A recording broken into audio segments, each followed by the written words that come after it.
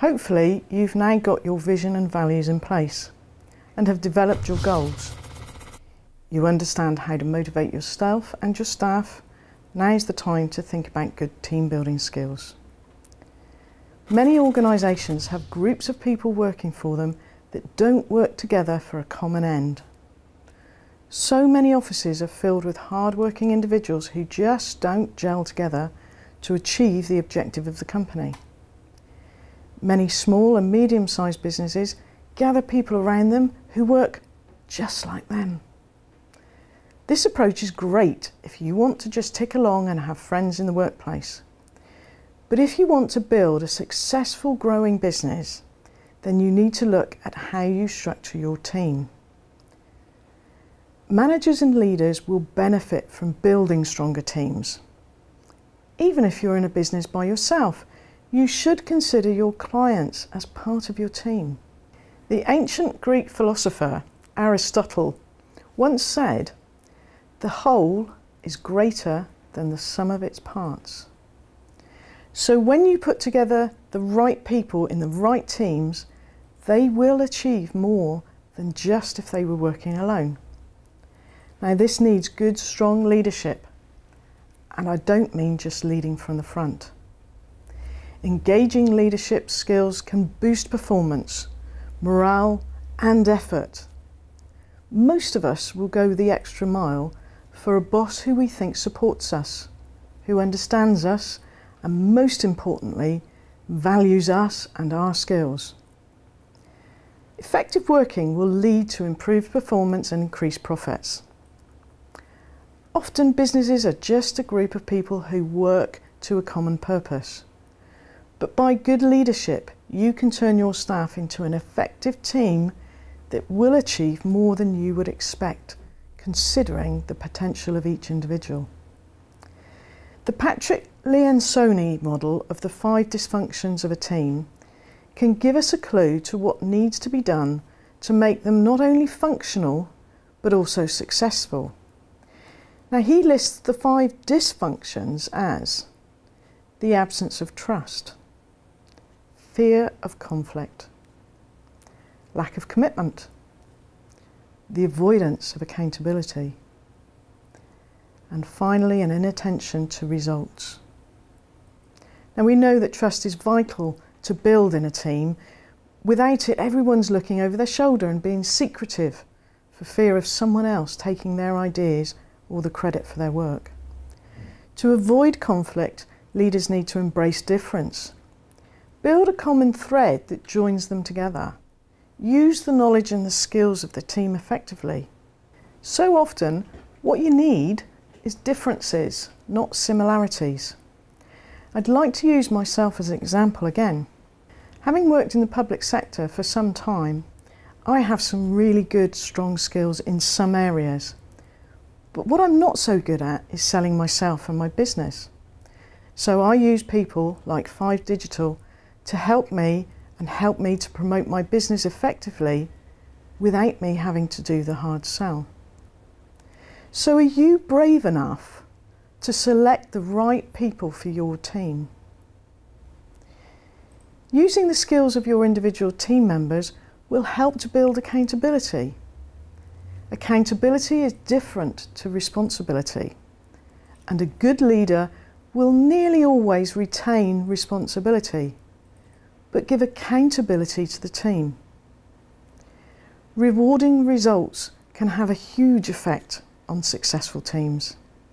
Again, how many times have we worked our socks off only for management to take the credit?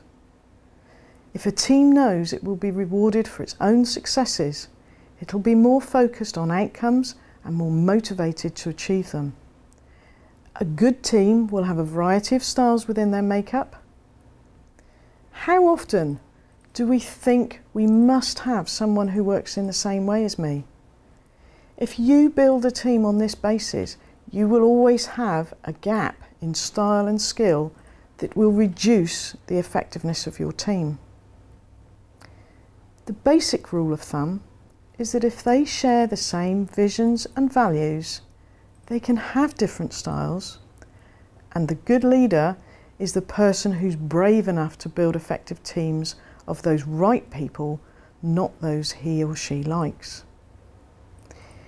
If we can avoid the 5 dysfunctions of the team, then we will start to lead our teams to success and thereby build our business performance and profitability. So, we have a wildly different set of individuals. Does that make them a good team? Maybe, but maybe not. In building your team, you need to think about the 4 character types and what the preferences are. The results-focused, driven, decisive type. The team player who values others and is generous with their time. The methodical, organised, perfectionist type. The creator, high energy, loves change. You will most likely need each of these characters in your team, and by making sure that you have variety, you will have to ensure that you have good leadership skills to make sure that they work together effectively. By understanding these character types, you can start playing to the strengths of each individual. The results-focused person will drive the sales of your service or your product. The good team player will always graduate to the role of organising works outings and remembering birthdays and generally being the carer of your team. The methodical person will ensure that all the processes are complied with and that the paperwork is up to date. The creator will come up with these ideas to improve processes and products to improve your business. Now, you as a good leader need to make sure that each team player plays to his or her strengths and that their knowledge and expertise is used to the best advantage. This in turn will improve the motivation of the individual by giving them ownership, by delegating responsibility appropriately and making them feel valued. This will result in leaders looking at the more strategic areas of their business. One of my favourite sayings is, if you look after the people, the job will take care of itself. But it's also useful to understand character types when dealing with clients. If you pitch for work with a results-driven character and start asking them about their weekend, you are likely to lose the deal. After all, they only want to know the facts and move on. So understanding character types and the times when each is needed to help leaders become more effective at motivating the team. There will be times when, as a leader, you have to adapt your style in order to support the needs of the business. Shakespeare's Henry V shows how all the character types are needed by King Henry at various stages of the play. When he ascends the throne, he has to be methodical in showing his peers that he's up for the job. He quickly has to show some creativity in his plan to invade France and take back the French crown. In the battles, he has to show that he can be results focused and that everyone will follow him. He also has to play the team player and build his team around him using inclusive language to make his team see what the future will look like if they pull together and win the battles. So to build effective teams, we must understand character types and aim to embrace people's differences and build all 4 types into our team. To become successful transformational leaders, we need to use the skills of the team, giving ownership but retaining responsibility. We also need to be able to adapt our style when the workplace needs require it, whether that be with our internal teams or with our clients. The importance of understanding and being able to identify character types can be vital in many areas of the workplace, not least at recruitment stage. This will help ensure you recruit the right people for the job that you require them to do.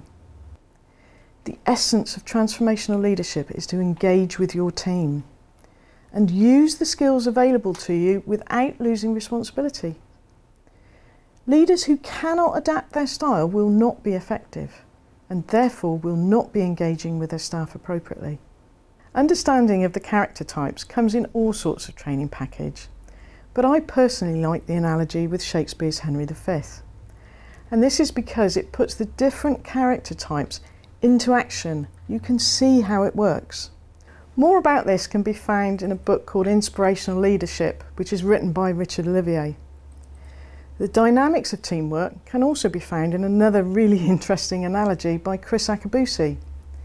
He puts the value of teamwork into an athletic relay event, where against the odds, the UK team beat the American team. He refers to it as being in the arena.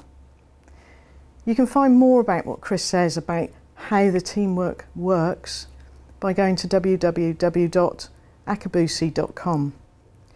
I've put all of these links to these things on my website, which is www.keydevelopmentcoaching.com.